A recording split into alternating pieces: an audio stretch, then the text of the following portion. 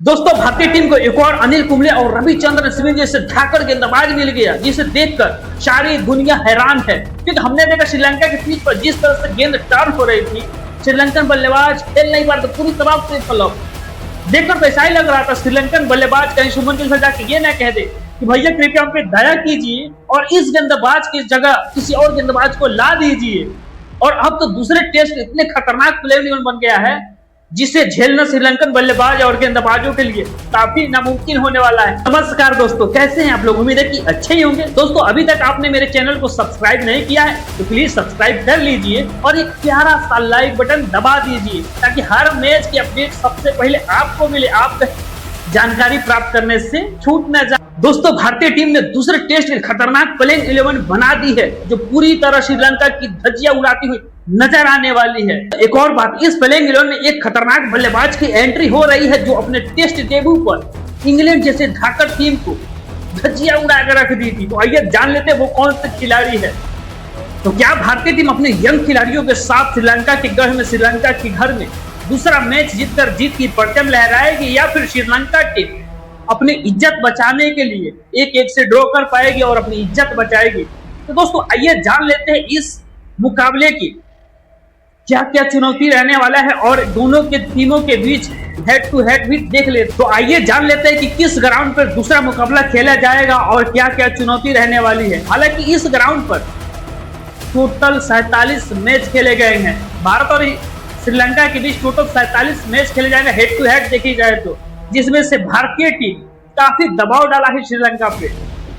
हाँ, भारतीय टीम 47 मैचों में से टोटल 23 मैच जीत पाई है। वही श्रीलंका टीम अपने गढ़ में, अपने घर में महज 7 मैच जीत पाई है और 17 मैच का रिजल्ट नहीं आया है, ड्रॉ हुआ है। और बात करें श्रीलंका की संभावित प्लेइंग 11 तो श्रीलंका अपने पिछले मैच में खेले गए खिलाड़ियों के साथ ही उतरेगी कोलंबो के ग्राउंड पर। लेकिन यहाँ भारतीय टीम को ध्यान देना होगा, श्रीलंकन खिलाड़ियों को कमजोर समझना भारतीय टीम के लिए भूल हो सकता है। क्योंकि इस पिच की खासियत यह है कि मैच के चौथे और 5वें दिन गेंदबाजों को सबसे ज्यादा मदद मिलती है और सबसे ज्यादा मदद मिलती है स्पिनरों को। जैसे अपन कुलदीप यादव हो गए, रविंद्र जडेजा हो गए, मतलब जितने भी स्पिनर है उनको सबसे ज्यादा मदद मिलती है। तो आइए जान लेते हैं भारत के उन धुरंधर के बारे में जिन्होंने रेड बॉल में तबाही मचाई है और ये बता भी रहे हैं कि भारतीय टीम टेस्ट में किसी भी टीम को पछाड़ने की दमखम रखती है।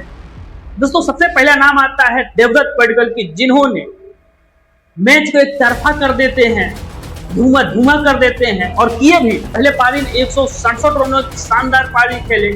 फिर केएल राहुल, जिन्होंने अपनी सूझबूझ से क्लासी शॉट लगाते हुए परिस्थितियों को देखते हुए 82 रनों की शानदार पारी खेली। और फिर बारी आई डीएसपी सिराज, मोहम्मद सिराज की।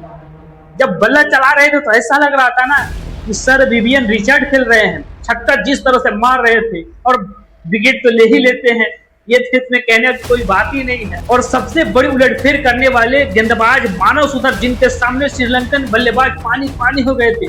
जिस तरह से इनकी गेंद टर्न हो रही थी ना, देखकर ऐसा लग रहा था कि आज अनिल कुंबले साहब और रविचंद्रन अश्विन बॉलिंग करा रहे हैं। इस तरह से गेंद टर्न हो रही थी। अच्छा, आप में से कितने लोग ये बात जानते हैं कि मानव सुथर आईपीएल ना खेल के बल्कि इंडिया खेलने के लिए तुरंत ही राजी हो गए। जब वो गुजरात के लिए आईपीएल खेलने गए तो उनसे एक सवाल किया गया था कि क्या आप आईपीएल खेलेंगे या इंडिया के लिए खेलेंगे?